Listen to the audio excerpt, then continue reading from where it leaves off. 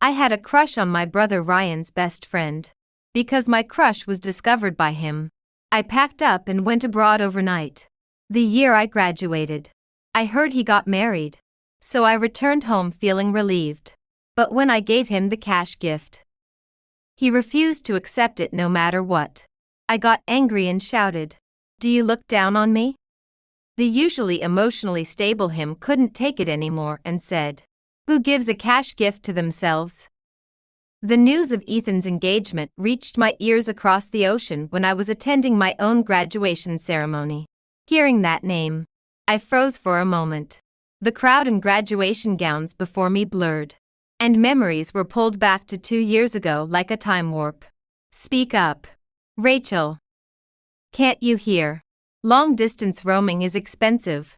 You know," my best friend urged when she saw I hadn't spoken for a while.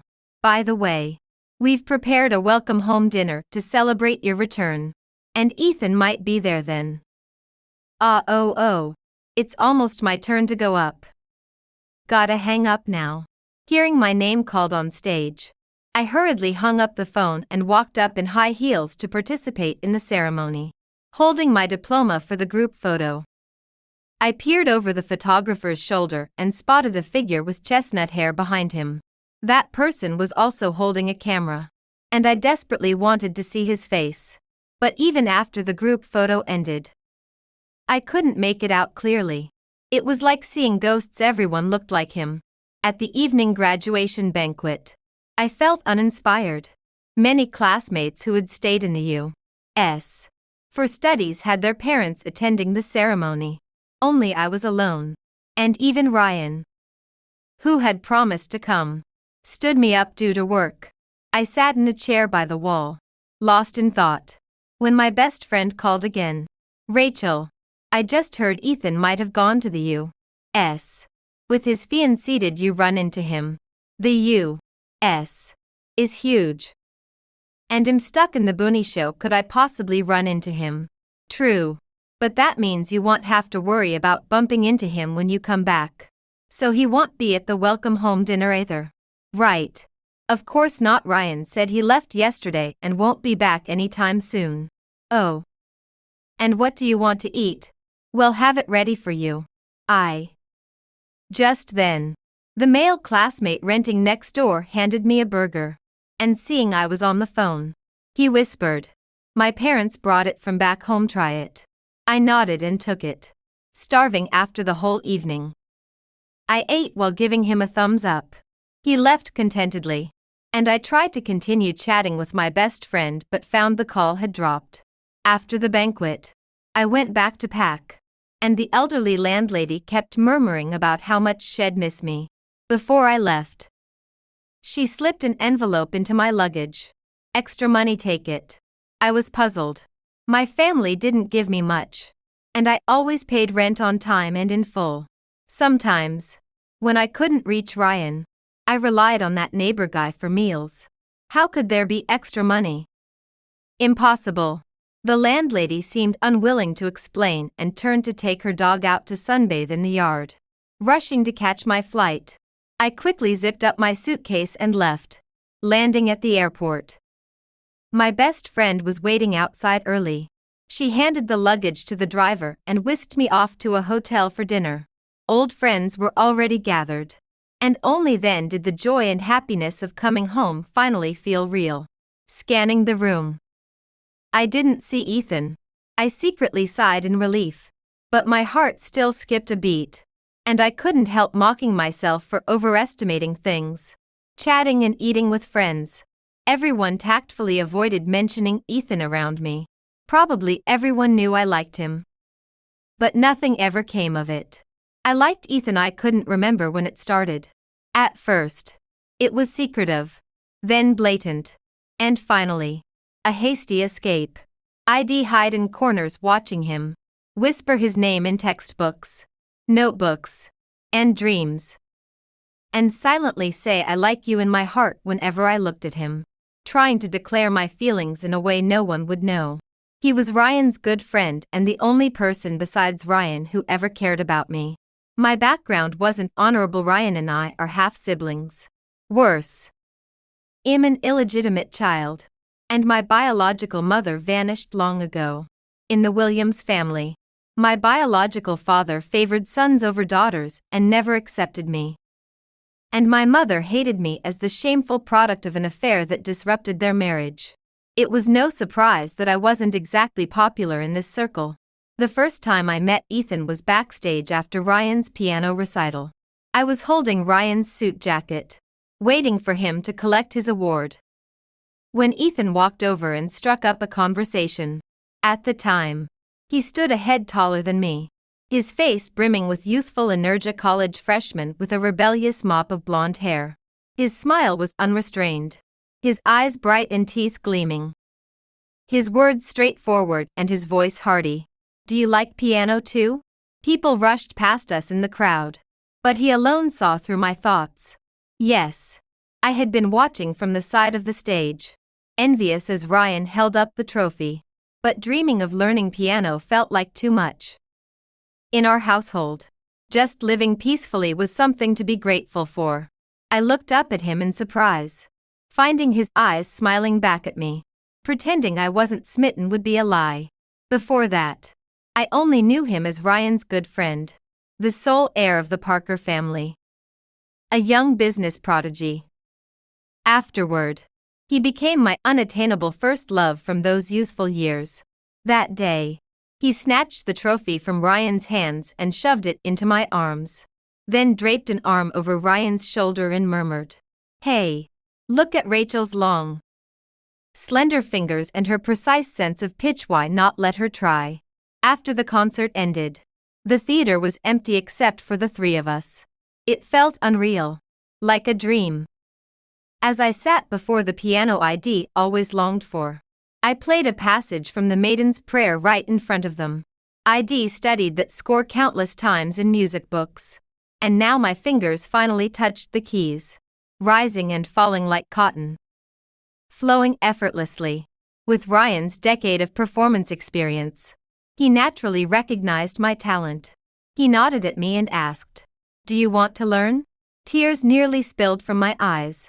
That year, in my second year of high school, I happily chose the arts track for my studies. For Ryan, piano was just one of many hobbies. But for me, it was the dream career path I'd yearned for.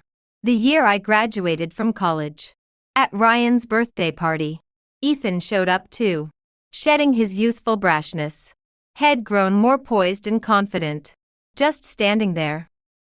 He outshone everyone in the room, including Ryan, who was dressed to the nines for his birthday. I secretly drank a lot, getting myself completely wasted. I'd meant to use the alcohol to muster the courage to confess. But strong spirits have a way of ruining plans. The next morning, after piecing together the memories in a panic, I found the bed empty beside me. When I saw him again, he was as stern and unsmiling as ever, with even more disdain in his eyes, humiliated and embarrassed. I asked Ryan to let me study abroad for graduate school just to lay low for a while. I thought studying overseas would fade my feelings for him and help me forget the past absurdity. But things didn't go as planned.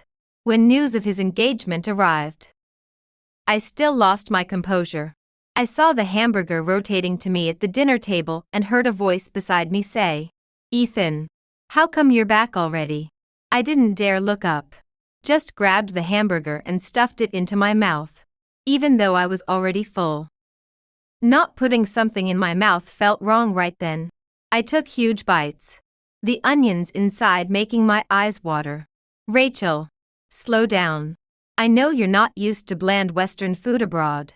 Hey, take it easy." "Rachel." Ethan's voice was icy, sending a chill through me. "Hi. Long time no see."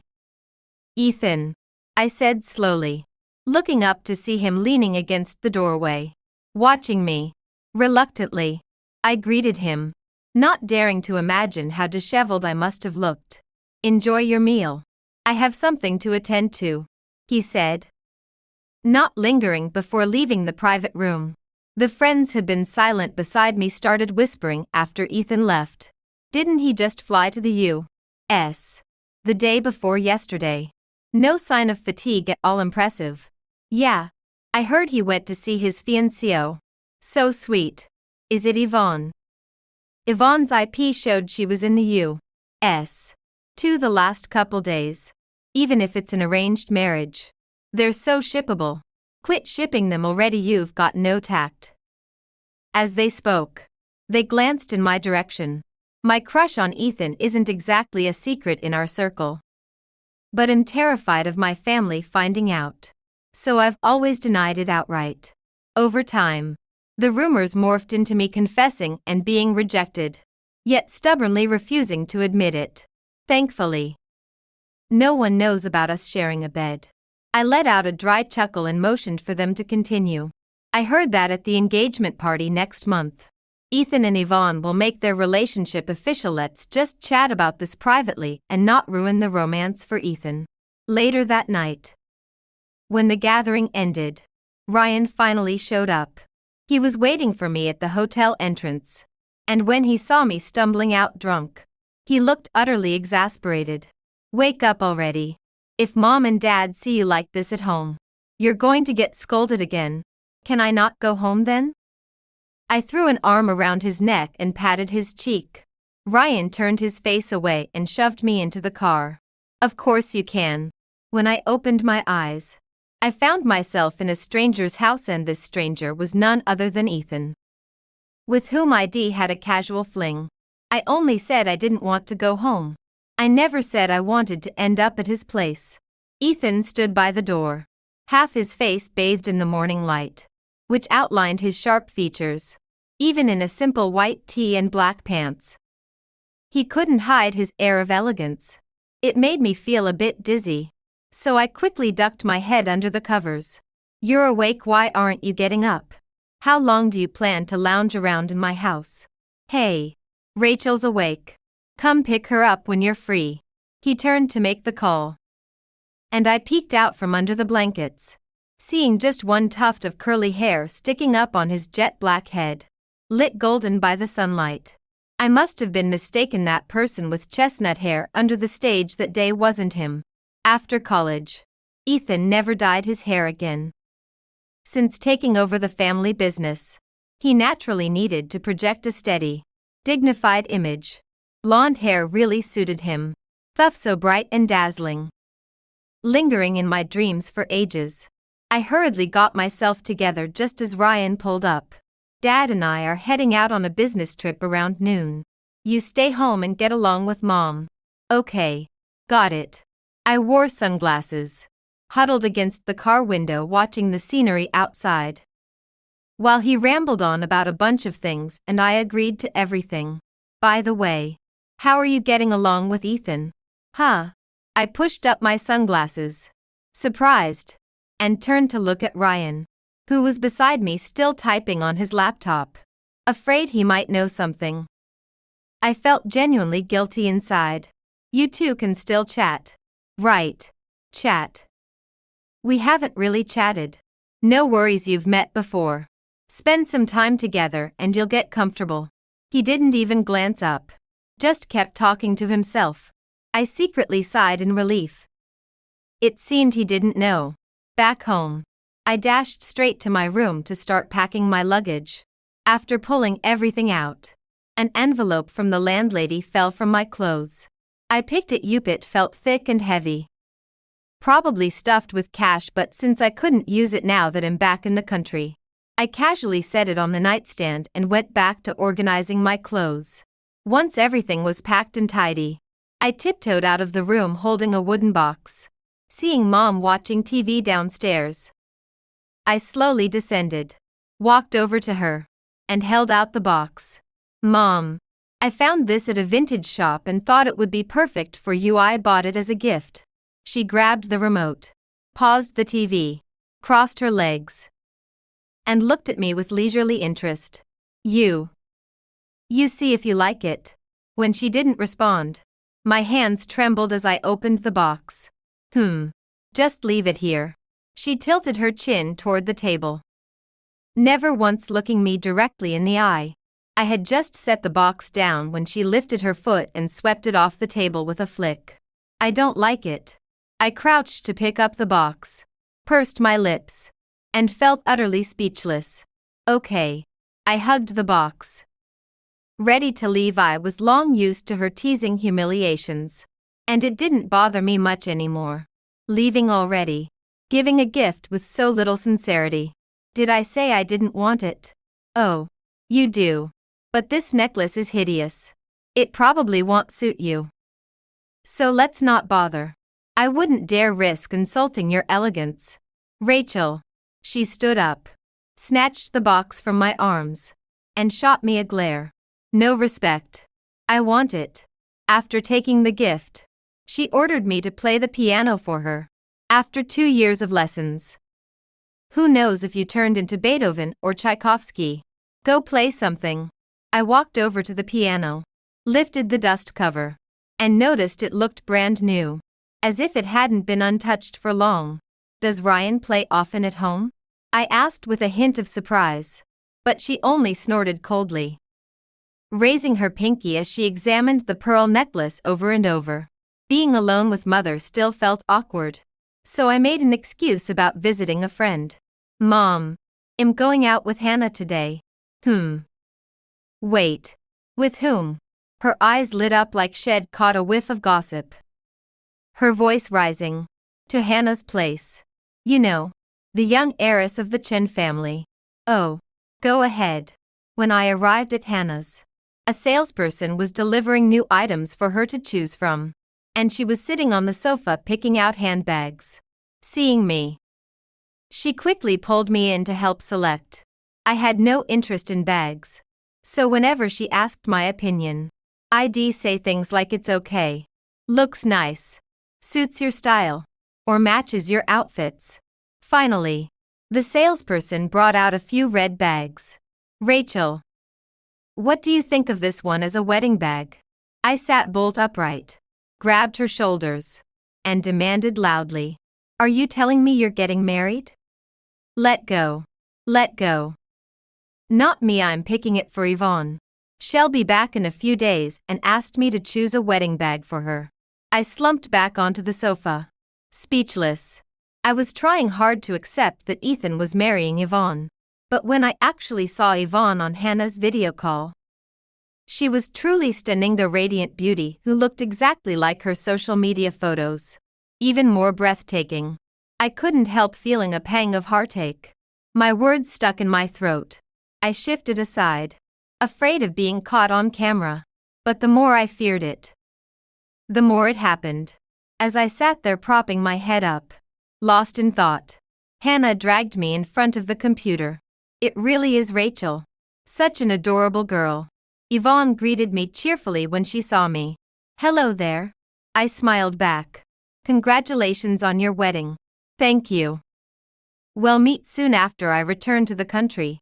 Hannah was thrilled, enthusiastically picking out bags beside us. After hanging up, I couldn't resist asking Hannah, how did Ethan and Yvonne meet? The question felt ridiculous, and I laughed, scratching my head after asking. Oh, that. I really don't know. Yvonne never mentioned Ethan to me, but she knows your brother Ryan. So. She gave me a look that said, you should get it. I nodded. I should understand. Ryan was playing matchmaker again. That evening, when I got home, I bumped right into someone as soon as I walked through the door. I stepped back and looked up to see Ethan. What are you doing at my house? He started to reply, but my phone rang, interrupting him. Seeing it was a call from a grad school classmate, I answered without hesitation. Hey. Rachel. I'm back in the country too. The international students from the Greater Bay Area are getting together in a couple of days. Want to come? I wouldn't waste such a perfect opportunity to not stay at home. Without any hesitation, I agreed. Of course I'm coming. Oh, by the way, I owe you meal money. I'll pay you back then. You mustn't refuse again. Otherwise, don't even think about me playing accompaniment at your concert again. There was a time when I was scammed out of money, and I didn't dare tell my family. During those days without money for food, I ran around bars performing to earn extra cash. I survived thanks to the help of this neighbor and the landlady. Are you close with him? After I hung up the phone, Ethan's low, muffled voice came, and I realized he had been beside me all along. Of course. He's the best friend I made while studying in the U.S. He even brought me a pork bun to eat at my graduation ceremony. He's really kind. Mentioning the pork bun, I suddenly remembered the plate of pork buns at the homecoming banquet. The one he gave me was really delicious. On the day I returned, they had it at the banquet they prepared. But the one at the hotel was awful. The meat was way too salty. As I was saying this, I noticed Ethan's handsome face darkening, realizing I might have been talking too much and boring him. I quickly apologized before his impatience erupted. Sorry. I think I'm rambling. By the way, did you come to my place for something? Afraid of an awkward silence, I casually added, nothing. As he said this, he moved to my side and quickly left, watching his retreating figure. I just found it baffling. On the day of the gathering, as soon as I arrived at the private room door, I spotted Ethan sitting at the head of the table. I couldn't help but be surprised. Why was he here? The neighbor guy motioned for me to sit next to him and whispered to me, Mr. Ethan is here today. It's really rare. He never attends these casual little gatherings. Maybe he's bored. I took out my phone and said to the guy, Here, Sean. I'll transfer the money to you first. Oh, Rachel. Don't tease me. I just got back to the country and wanted to play for a while. But my dad dragged me to work at the company and made me sign this big deal with the Parker family. With Ethan's way of doing things, it's like throwing me straight into the fire. That's tough. But he's here today. Why not go chat with him? Maybe he'll sign it if he's in a good mood. Come on. Look at him today. Does he look happy? Sean said, covering his face with both hands and sighing. Mr. Ethan is looking over here. Tisk. He looks preoccupied. I followed his gaze to Ethan, who was resting his head on his hand, drinking one glass after another, as if he really had something on his mind. The alcohol content of that bottle wasn't low, and he had already finished most of it. He might be in a bad mood, just looking for a place to drown his sorrows. Go comfort him and tell him to drink less. I reached out to urge Sean, but he swatted my hand away. Forget it. I have to drive later. I couldn't help but look over again and found Ethan looking at me too, across the dining table. We locked eyes from a distance. I gestured for him to stop drinking. He raised an eyebrow, shook his glass at me, and downed it in one go. After the banquet ended, I hurried over to help him. Are you crazy? Drinking so much? Like you've never seen alcohol before. Is it that good? I smelled the strong scent of alcohol on him and wiped the sweat from his forehead with a tissue. He looked up, grabbed the hand I had placed in front of him, twisted my wrist, and turned to pin me against the wall. His face was flushed red from the alcohol, his lips moist and glistening, tears welling in his eyes, and every breath he took was incredibly alluring, like a drenched sheepdog.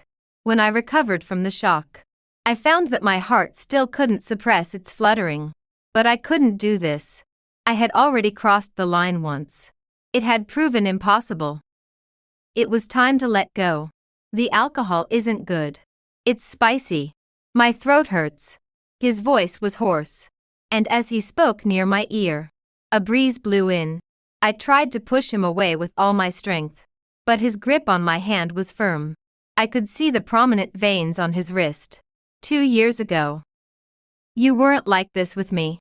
You used to be direct. My eyes widened instantly, and I quickly checked if anyone was around. I struggled to free my hand from his grasp and covered his mouth to stop him from saying anything reckless. Don't talk nonsense. Hurry up and call your driver to pick you up. Drink less when you're out in the future. When his driver arrived, he was already passed out. Seeing me, the driver spoke as if meeting an old acquaintance. Oh, So it's with Rachel. No wonder the young master is acting strange. Why would he be strange with me? I retorted. Nothing. Nothing.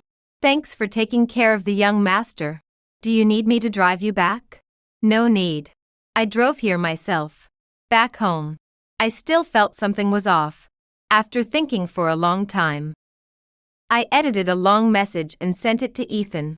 The gist was that I hoped he could forgive me for the mistake I made while drunk and heartbroken 2 years ago. Since he was getting married too, I didn't want to cause any trouble. So we should leave each other alone from now on. And I wished him a happy wedding. As soon as the message was sent, I blocked him immediately. I've been criticized for my background for years. And if I were to ruin someone else's marriage now, I'd probably drown in a sea of scorn. After a few peaceful days, Ryan was preparing to come back. I heard he went on a business trip and incidentally went to pick up his girlfriend. When did Ryan get a girlfriend? I didn't even know. There are many things you don't know. That's his wife now. Mom was playing with the ragdoll cat and casually took over my words. I pursed my lips and shrugged. Indeed, I was dispensable in the Williams family. So it was normal I didn't know about their affairs. Aren't you planning to get a boyfriend? You're at home every day getting in my way. I want to. But being with you is indeed quite tiring. I told the truth. I was surprised by how blunt my words were. Probably from the 2 years of freedom outside. Meeting more people and experiencing more things. My personality had changed a lot. In the past, when I faced her, I always obeyed orders without question. She was decisive. And I only lived well by listening. Because Ryan told me Mom just had a sharp tongue but a soft heart. Dad didn't love me anymore. And I didn't want her to hate me like that too. But even though I was obedient, she still secretly tripped me up. Yet I found that now, when I confronted her heathen, it was actually more comfortable to get along. Fine. Even the cats and dogs raised over the years have feelings. Raising such a person. And you say being with me is tiring. You really are an ungrateful wolf. Yes. Yes. I'm an ungrateful wolf. Didn't you tell me to find one? I think you don't want to see me either. Right. For you to find. You and Ryan have a good relationship. He knows so many handsome guys ask him to help you screen them. I unconsciously thought of Ethan. And in my mind appeared his face flushed with drunkenness. Is there someone on your mind? Why is your face so red? Mom's voice sounded timely, interrupting my indecent thoughts. No. It's hot. I quickly poured myself a glass of ice water, forcing myself not to think about him. I saw Ethan again when I went to find Sean to discuss the concert set list. He was so busy he couldn't keep his feet on the ground and had no free time to come out. So I went to his company to find him. Just as I arrived at his company entrance, I saw Ethan's driver was also there. Before I could react to the situation, Ethan was already standing in front of me. Behind him followed an assistant. And it looked like he was here to discuss cooperation. He lowered his eyes and glanced at me lightly, then withdrew his gaze and went upstairs with a cold face. After he went up, I received a message from Sean. Mr. Parker has arrived. I have to attend a meeting first. You go to my office and wait for a bit.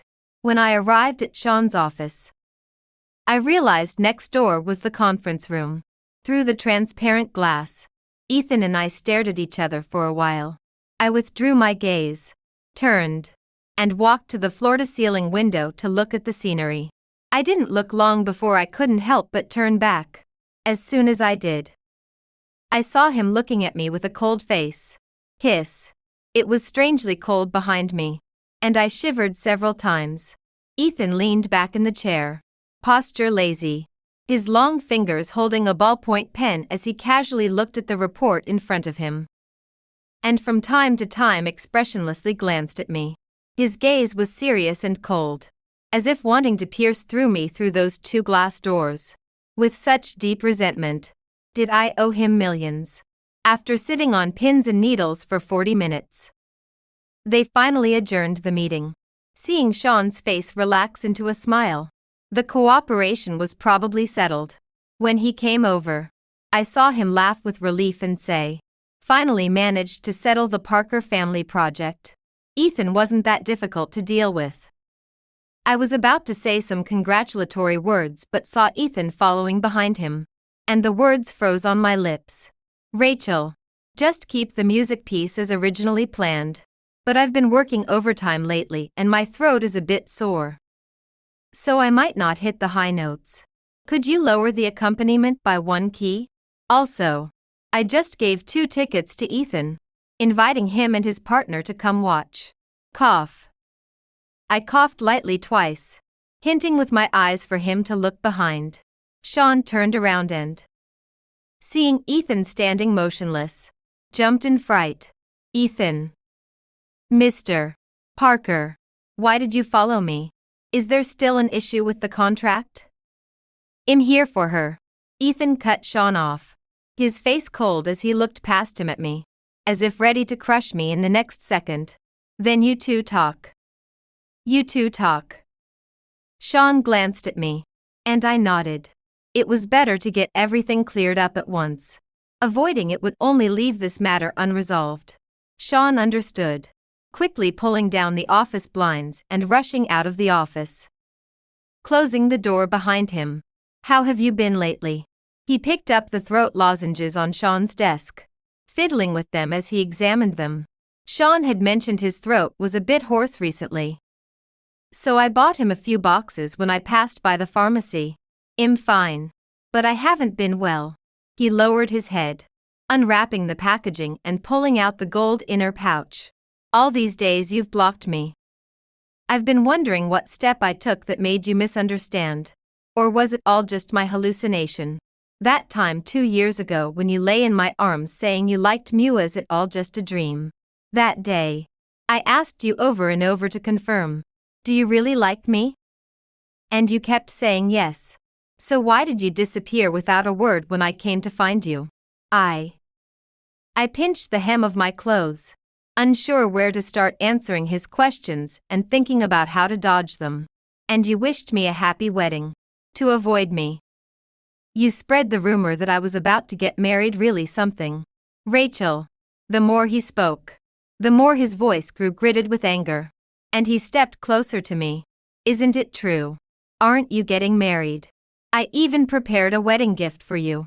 Suddenly remembering something, I pulled a red envelope from my bag. My mom had told me to prepare it, actually for my brother Ryan. But for now, giving it to Ethan was fine too. I know this marriage thing is semi-public, so I never spread it around. "Hey, Race, the wedding gift. I'm giving it to you first." He looked at the red envelope I handed him, his eyes trembling slightly. But he didn't take it. I got a bit angry and demanded, "Think it's too little? Do you look down on me?" He snatched the envelope from my hand, grabbing my wrist and saying through clenched teeth, "No one gives a wedding gift to themselves. You." "What do you mean?" Ethan deflated, turning away with a sigh. "I did say publicly that I was getting married. But that was just an excuse to deal with arranged marriages in our circle. I haven't even held a girl's hand. So how did it get around that I'm about to tie the knot?" "I didn't know. I just heard it," I muttered, stepping forward to gently tug at his sleeve. "Besides, you have held my hand. That night, we interlocked our fingers countless times. Even though I was drunk, I remember everything. The reckless things I did with drunken courage. I couldn't face sober. I admit that back then, I was insecure, timid, and overthoughtful. Even now, I still don't have the courage to tell him my true feelings." "Then can we hold hands again?" I heard the sound of the foil tearing on the throat lozenge package and his tentative voice at the same time. "What?" I couldn't believe my ears and reflexively asked back. "I mean, if I take the initiative this time, could you be with me?" Afraid he might change his mind, I quickly cut in. "Yes. Is that yes to holding hands? Or yes to being with me?" I walked up to him and saw him looking down, The pill packaging crumpled in his hand. Anything is fine. I like you. I solemnly confessed my feelings. No longer needing any courage booster. So I gave those 2 tickets to your brother and sister-in-law. I'll attend that guy's concert as your family member. Ethan drove me home and ran into my brother Ryan arriving. A tall, radiant beauty stood beside him. Seeing us, he spoke first. Rachel. Perfect timing. Let me introduce you. This is your sister-in-law, Yvonne. Hello there, Rachel. I didn't expect to meet you so soon. You're really adorable, Yvonne said, blinking at me. Hello, sister-in-law. After watching them enter the villa, I moved closer to Ethan and whispered guiltily. So it's my brother Ryan and Yvonne getting engaged. What a huge misunderstanding. Could you dig a little deeper into the gossip before jumping to conclusions? Yvonne is my aunt. You people are really something. Then my brother Ryan is your uncle. So what should you call me? Call you what? Of course. Call you my wife. He wrapped his arm around my waist, kissed me on the cheek, and drew close. The boy was as bright as ever. The streetlight backlit his hair with a golden glow. And I truly seemed to see my 18-year-old blonde boy waving at me. I also really saw my mom holding a cat on the 2nd floor, watching Ethan and me play fight. I quickly pushed Ethan off me and hurried inside. Dinner was about to start. And I awkwardly watched my mom come downstairs. But she wasn't as stern as I'd imagined. She was grinning from ear to ear. Probably because Ryan and Yvonne were back. She was happy. I secretly breathed a sigh of relief. So Rachel is Ethan's girlfriend. I wondered why he suddenly flew to the U.S. A while back. Turns out he was going to see his girlfriend. During dinner, Yvonne suddenly mentioned me. And I nearly choked on my soup. He didn't come to see me, I explained, waving my hand. Impossible. I thought he was in New York and even asked if he wanted to join us for a meal. He said he was flying straight to San Francisco and didn't have time. As she spoke, Yvonne pulled out her phone to show me a photo. It was a screenshot of a video call with Ethan. In the screenshot, Ethan wore sunglasses. His chestnut hair strikingly bright, exactly as I'd seen it that day. Behind him was the auditorium of our school. The timestamp of the video matched when I was performing my graduation presentation in that auditorium. He really had come. I hadn't been mistaken. All my speculations were answered one by one. Well, Ethan, trying to steal my sister away so early, my brother Ryan exclaimed as if suddenly realizing something. No wonder he asked me to set him up with someone a while back. And I actually played matchmaker between him and Rachel. That night, I couldn't sleep and got up to find a snack. Just as I opened my door, I saw my mom standing there. I called out softly, "Mom, you really are awake. Come on out." I ordered some barbecue. She led me downstairs. We sat cross-legged on the couch facing each other, clearly ready for a heart-to-heart talk. "Mom, just say whatever you need to," I said, breaking the silence first, unused to her hesitance. "Rachel, to be honest, hearing you call me Mom makes me incredibly happy. You know what? Actually, when you first came to our house, I really disliked you. But later I found out that old man Ryan Lee didn't care about you either. And you, a motherless child, were truly pitiful. Never daring to say or ask for anything. I didn't have much affection for Ryan either. And I never cared whether he cheated or not. I know you're the most innocent one. But every time I get close to you, you're always so cautious, weighing every word you say, with sensitivity in every line. Everything was spoken for you by Ryan. I don't like you being like that. You should speak up for yourself about what you want. Just like now. I've noticed since you came back this time that you've been calling me Yvonne more often. So I want to talk to you from a mother's perspective. Okay. Hannah suddenly said so much to me. Her tone unexpectedly gentle instead of its usual sharpness. And I couldn't help but freeze. Okay, I replied. reaching out to hold her hand and softly adding, "Yvonne, tell me. My biological mother has been missing since I was born. When I was 6. At school age, Ryan was forced to bring me home from the orphanage. It was Hannah and Ryan who selflessly helped me along my piano journey, giving me the chance to get where I am today, during the toughest time studying abroad. I didn't dare ask the family for help. It was Hannah who contacted the landlady to prepay my rent. Just now, in my sleepless moment, I opened the envelope in the bedside drawer. Among a stack of dollars was a photo of her and the landlady. They're friends. I finally understood why the landlady took a liking to me at first sight and showed me such kindness. But Hannah never said a word. Not even a phone call. Though she still asked Ryan how I was doing. In my heart, she has long surpassed my biological mother to become my true mother. Yvonne has observed for you Ethan is wonderful. And I'm at ease with you being together, having more life experience than I do. She naturally saw that I liked Ethan. She's always wanted me to speak up when I like something or when I'm unhappy.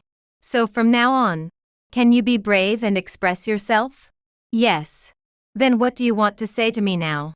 I want to eat barbecue first. Also, will you have time to come to the piano accompaniment concert I'm in? Of course. 3 months later, at Sean's solo concert, I was his piano accompanist. Though I'm not ready for my own recital yet, I'm grateful for any chance to play. Sean and I are a well-matched duo. Over 2 years of study, he sang while I played countless times, forging our own unique rhythm. Ethan declared he'd sit in the front row, closest to me, the night before the concert. I found out the dress I planned to wear had been given away as a gift by Yvonne. It's just a dress, whatever you wear looks the same on you. Did you think one dress could turn you into a princess overnight? Who did you give it to? That dress was custom made by a tailor to my measurements. I doubt anyone else fits it better. Plus, it's just a simple, elegant dress without any designer label. Could she really give it away as a present? Who I gave it to is none of your business. I was so angry tears sprang to my eyes. I quickly called a clothing store to buy a new outfit. But she snatched my phone away. Oh, look at your useless self. I had the dress altered for you. For such a big event. Were you planning to go up there in rags? Just like that worthless mother of yours. Crying over every little thing. She tossed the phone back to me, gave me a disgusted look, and swayed downstairs. Can't I even cry? If I bottle it up and it festers inside, it'll play the great compassion mantra right in your ear. The altered dress was far more glamorous. My original knee-length dress became a one-shoulder fishtail gown. But the stage lights wouldn't even shine on me. I'm not the star. So what's the point of dressing so fancy? Holding it, I couldn't help but laugh. After changing and stepping out, I found a pair of high heels by the door. Yvonne stood there holding her cat, her gaze unexpectedly soft as she looked at me. Put them on, you look good in heels. This outfit felt too formal, and I was a bit self-conscious. Darling, you'll have many solo performances of your own in the future. This is just the start. I was too worn out by her antics to argue, letting her dress me up. The performance went perfectly. Near the end, a spotlight suddenly hit me. Dazed, I peered into the dark audience, barely making out Ethan grinning at me. I smiled at him, still not understanding. Sean walked up to me. Rachel, I really can't sing anymore. There's still one song left. How about you play a tune? I placed my hands back on the piano keys, closed my eyes briefly, and a piece of music I knew by heart flashed before my eyes. I played the Maiden's Prayer once again. It wasn't until the performance ended that I learned many industry big shots were in the audience that night. And because of the brilliant performance, I became famous overnight. Finally getting the chance to play more pieces. After my last solo concert of the year, Ethan held my hand and walked slowly down the street with me. I asked him how many times he had come to listen to me play. He shook his head. I can't remember. You clearly didn't remember. I said, pretending to be angry as I punched him. But I haven't missed any of your grand performances. And I've secretly watched you practice the piano hard many times. During these 2 years you were studying abroad. I kept reflecting on what was lacking that made you leave so decisively. I secretly went to find you many times, but never dared to approach you to ask why. So now, you still haven't made any progress. I reached into his suit pocket and pulled out a ring. Why didn't you dare to propose? He grasped my hand holding the ring. It's not that I didn't dare. I had planned to. But seeing you shine on stage, I didn't want to ruin that beauty. And I couldn't steal the spotlight on your turf. Besides, it's still too early. The timing isn't right. And you're not ready yet. Still in the passionate phase of our relationship. As brilliant as fireworks exploding in the sky.